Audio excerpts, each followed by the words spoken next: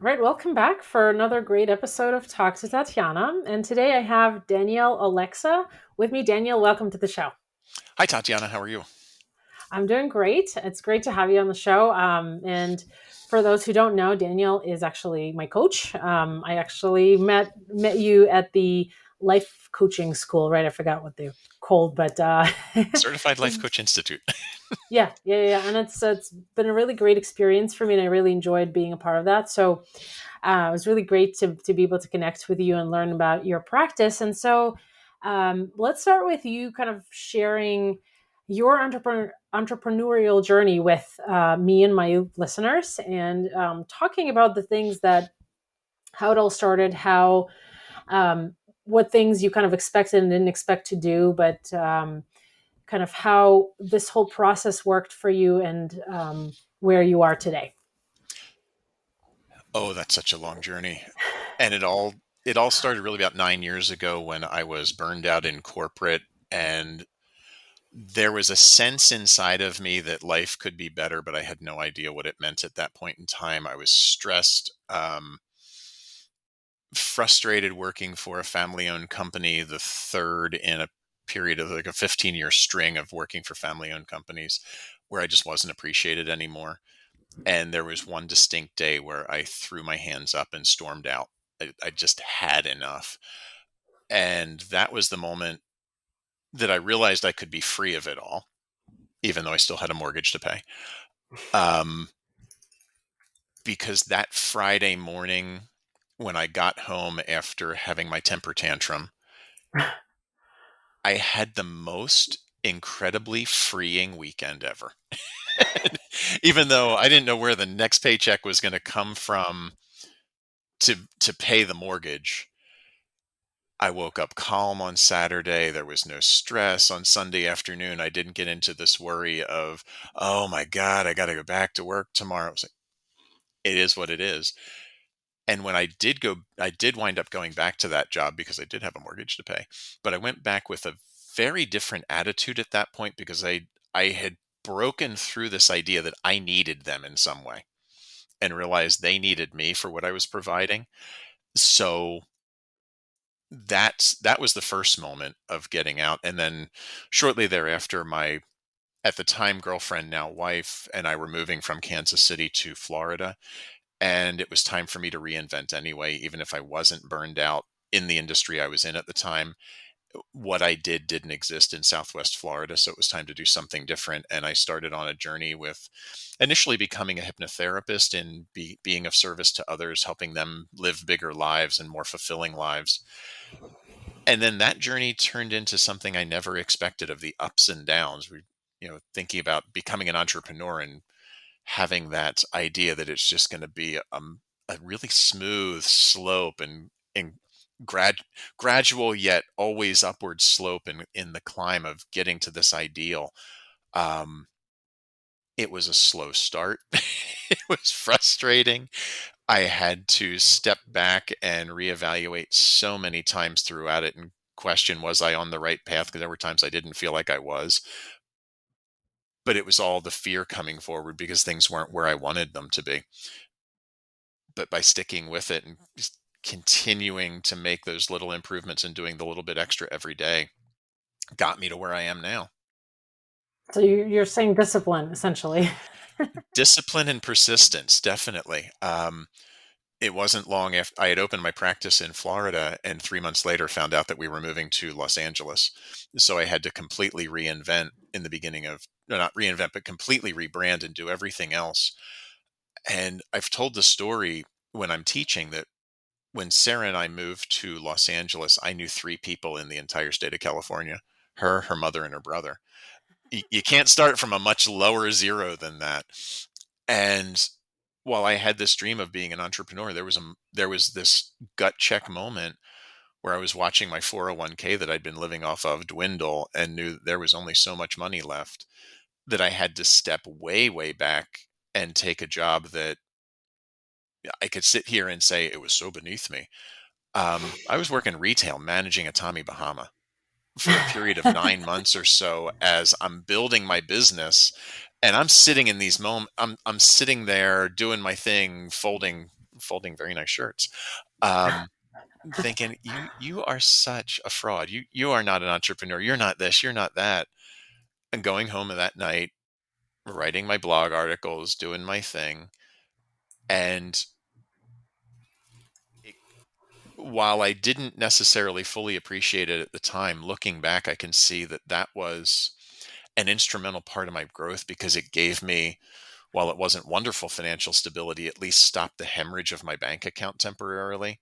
So I could then grow into the thing without all the stress of I've got to make this happen right now. I think that's the right choice, really the right decision, because there are a lot of coaches out there that tell people, um, I guess, pretend business coaches or just coaches in general tell people, you should dive all in. You should quit your job if you hate it.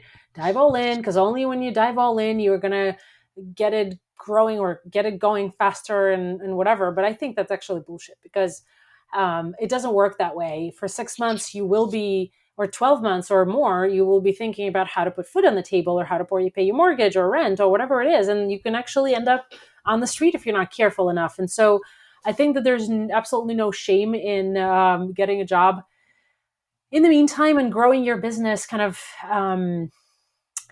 on your days off. And I think that, yes, that growth happens um, slower, that takeoff happens at a much slower rate, but it comes with a lot more confidence, financial confidence, confidence in your lifestyle, confidence in your life in general. And so I think you did the right thing. And there's definitely no shame to work to do anything, pretty much, I think. And it feels like a more stable foundation doing it that way. Like the roots were allowed to go deep and then spread out versus hitting the first groundwater and not having any real solid foundation under it. Um, and also in there, it makes me, as I think back on it, it makes me think of the quote from the movie that was just out about Kurt Warner, who was a football player. And there's a moment where he's got his football dream. He wants to be, has a dream from being 7 years old of being the MVP of the NFL. And he misses his first chance with the Packers, winds up stocking shelves at a Hy-Vee in Iowa somewhere, and is talking to his, at the time, girlfriend, saying, I got a job today. And she's like, oh, I'm going to be stocking shelves at the Hy-Vee. And they talk. She said to him, "Sometimes you got to you have to do the things you have to do to be able to do the things you want to do." Yeah. And taking that pressure off, that I have, had I gone all in at that point, I sense that my energy would have been put into clutching and gripping. I have to get the next client, and been in that quintessential used car person energy of I've got to make this deal happen, versus really being there for service of I want to work with somebody, but I don't have to. And in the more spiritual work I would do, it's more about the chakras. If we're in that energetic of survival, that I have to make it happen, we get that clutchy that turns into repelling energy that just drives people away, because nobody wants to be around that. We're making it Yeah. about us and I've got to eat tomorrow, versus I'm here to help and I want to be here to serve you.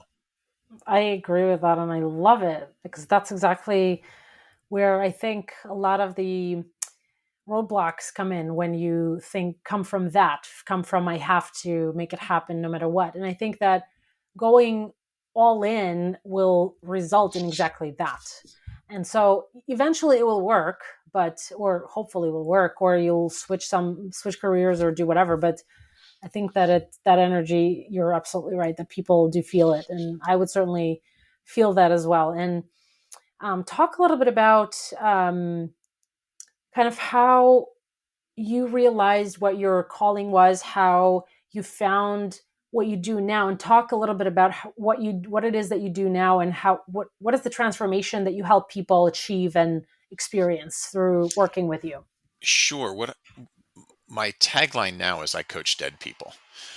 And the definition of a dead person in this space is someone who has been chasing the next thing, chasing the title, chasing the next higher level paycheck, um, chasing the next toy, chasing the next relationship, the next big house, and putting all of their interest in putting things outside of them in power over them. I'm not saying toys and new houses and new relationships are bad things, but when they're controlling you, it takes your power away. Still have them, just know the power is in here. And I got me there was in that moment, or in those months of existential crisis back in 2012 and 2013, when I was trying to figure out what life was. I was in a marriage that was failing, um, in a job that was sucking my soul dry. Yet I had this feeling that things could be better. I didn't know how, I didn't know what. There was just something inside of me that said, this ain't what it's about. And I dove deep into more self help books trying to find the answers. One came across my awareness that's written by a guy named Isaiah Henkel, and the book is Black Hole Focus, and it literally changed my life. I was reading it at the same time I was reading the book called Blue Zones, about the 5 areas, 4 or 5 areas in the world where people live to be over 100 and they're healthy over 100. In both, there's a concept out of Okinawa called ikigai, that Okinawans don't have a word for retirement in their language, but they do have a word that roughly translates to the thing that gets you out of bed in the morning. And it's about living with purpose. So, like, here I am reading two very different books that both present the same thing. Like, I got to pay attention to this. So I started asking myself, why am I going to this job? This The surface answer was always because you have a job, you have a mortgage, you moron, you need to pay bills. And it's like, yeah, that's there, that's okay, that's it, but that's not the thing. That's just here. I could get a paycheck anywhere. Why is it here? Why am I staying here? Why am I not looking for it somewhere else? Because I did have some sort of attachment to that company. And it took about 2 weeks of asking myself that every morning.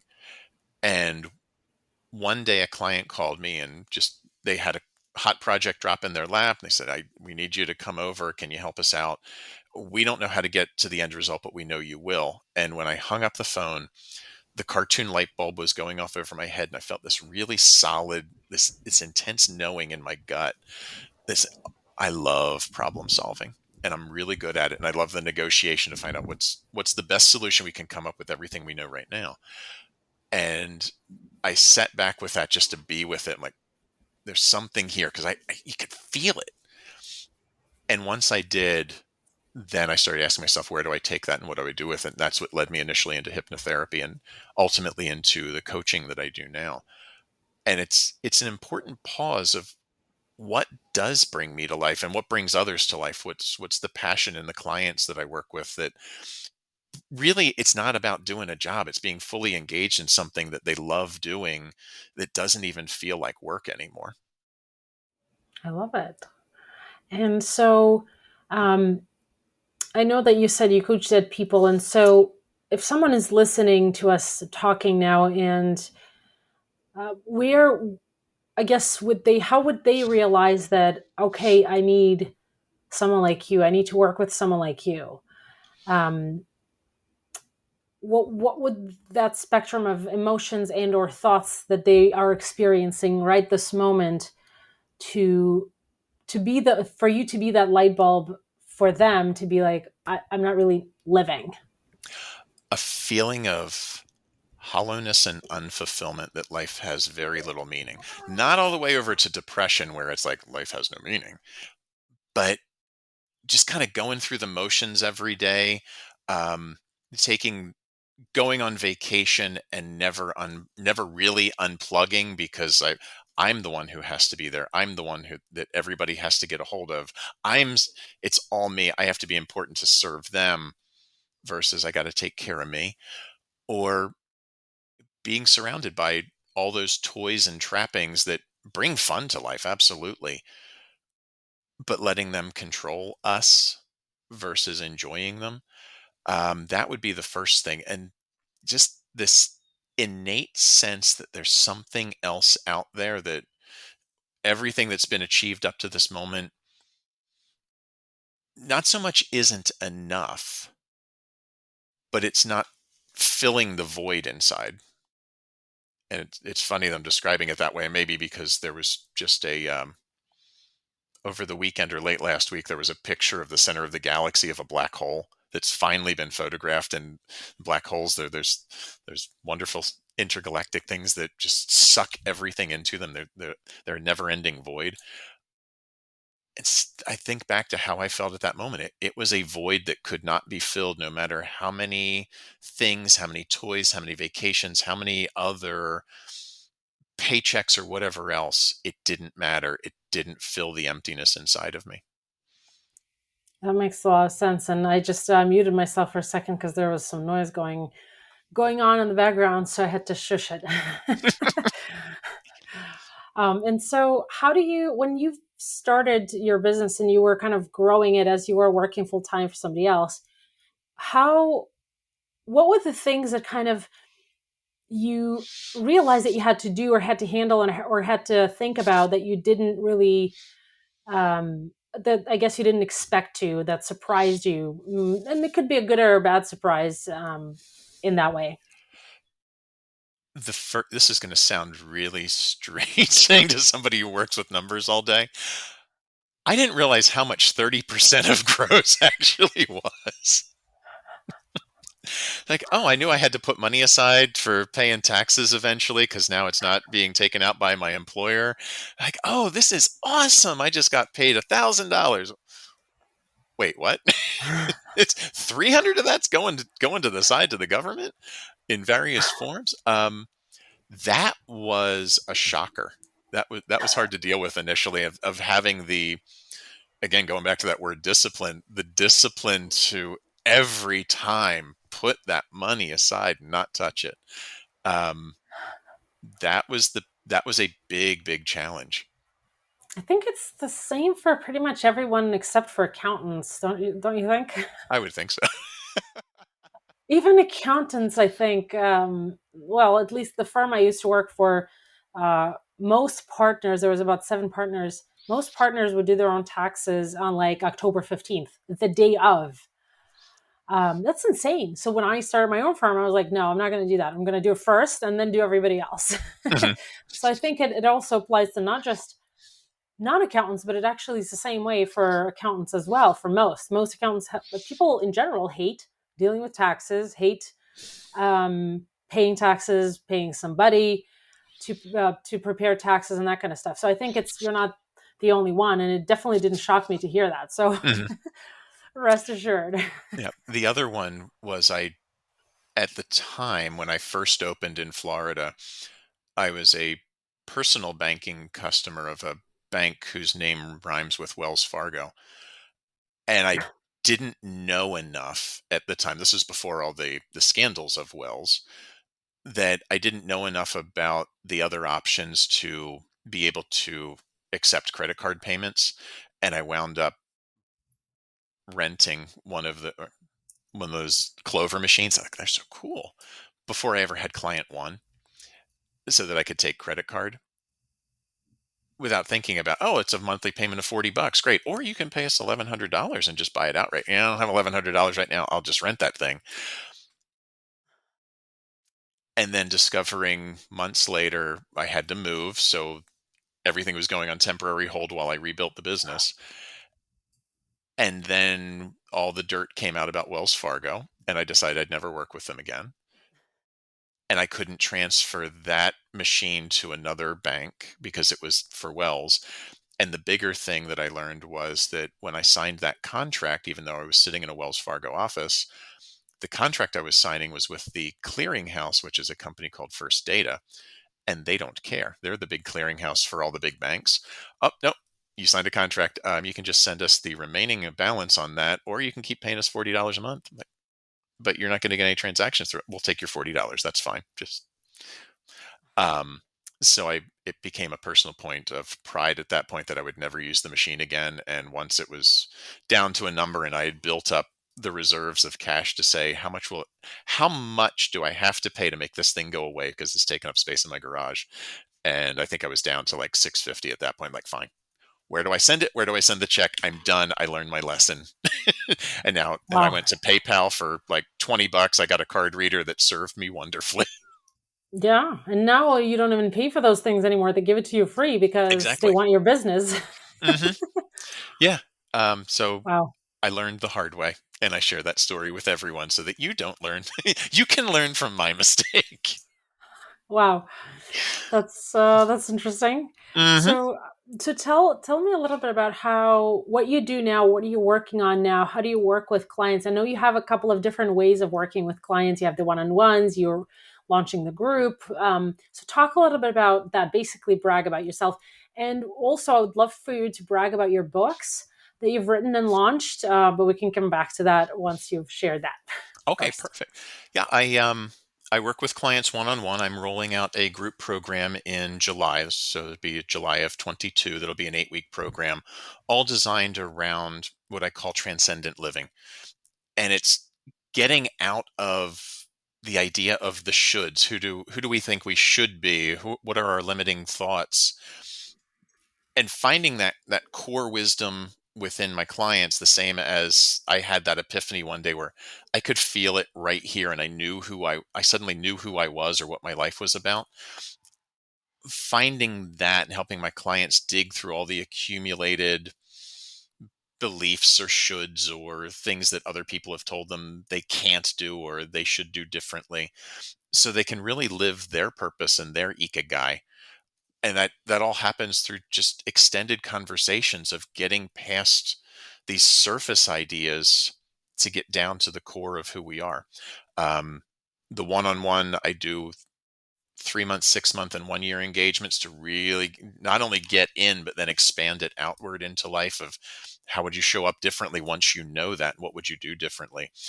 And then the 8-week program will be an evergreen. It'll keep rolling out every few months. So I'll engage a new set of participants and journeyers to go through an 8-week intensive to uncover it. And the funny thing is, while it's about transcendent living and it's called Transcendent Living, at the end of the day, none of us get out of here alive.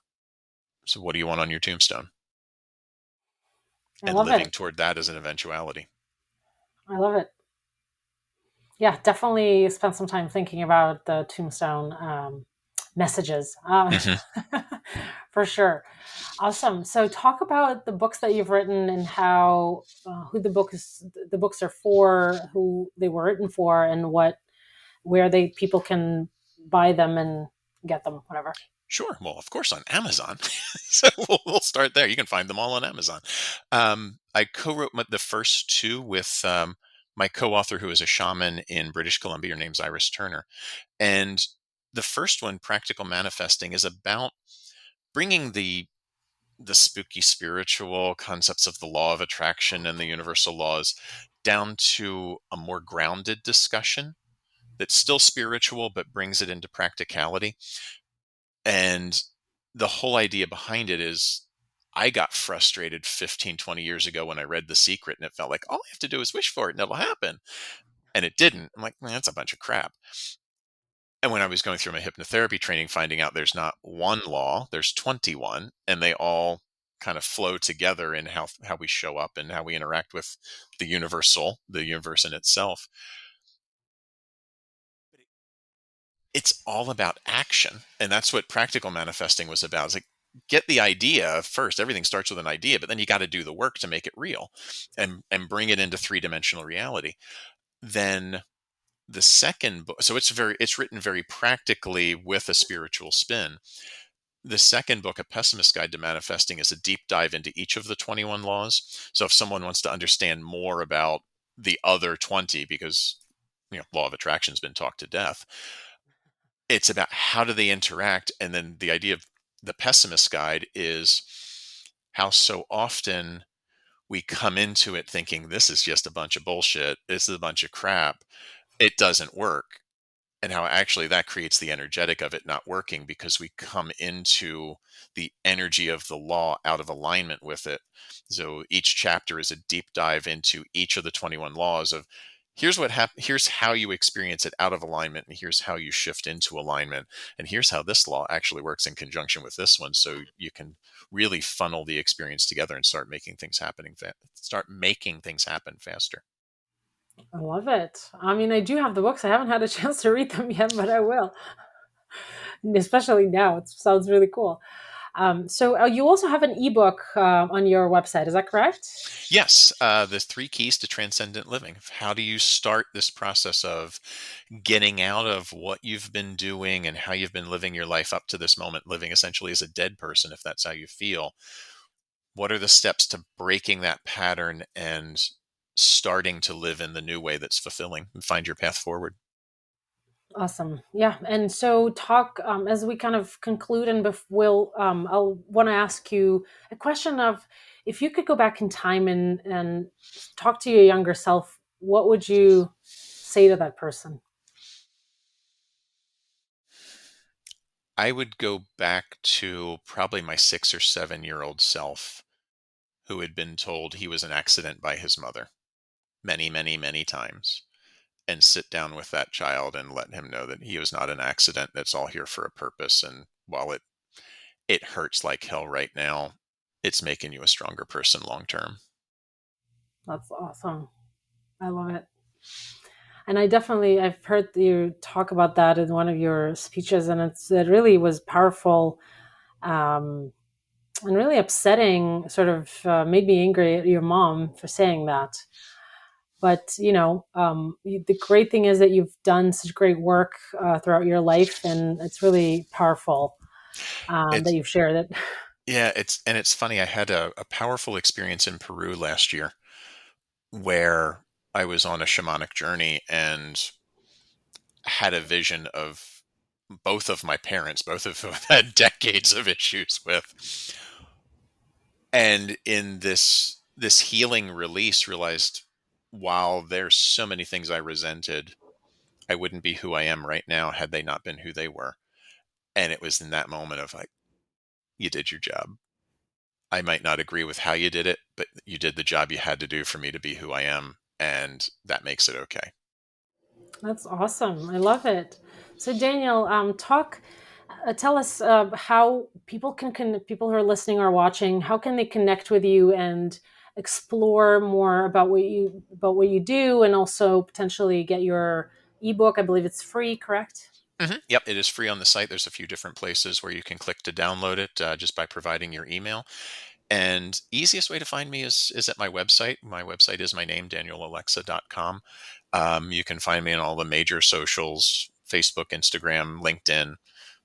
Not so much a Twitter yet. Slowly expanding into TikTok, but I'm not doing dancing videos. I'm with you on that one I'm for a sure. 56-year-old white guy. I'm not coordinated enough to do this. Yeah, definitely.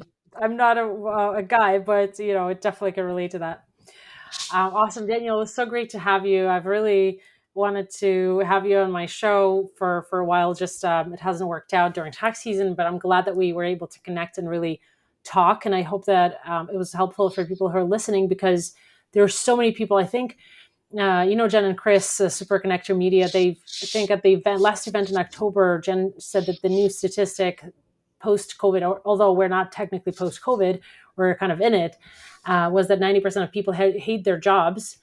And I think that it relates very much to what you help them overcome and become alive, as opposed to dead and unhappy and whatever. hmm Yep, they hate their jobs so much they're not going back to them. Yeah, exactly. The great resignation, for sure. Yeah.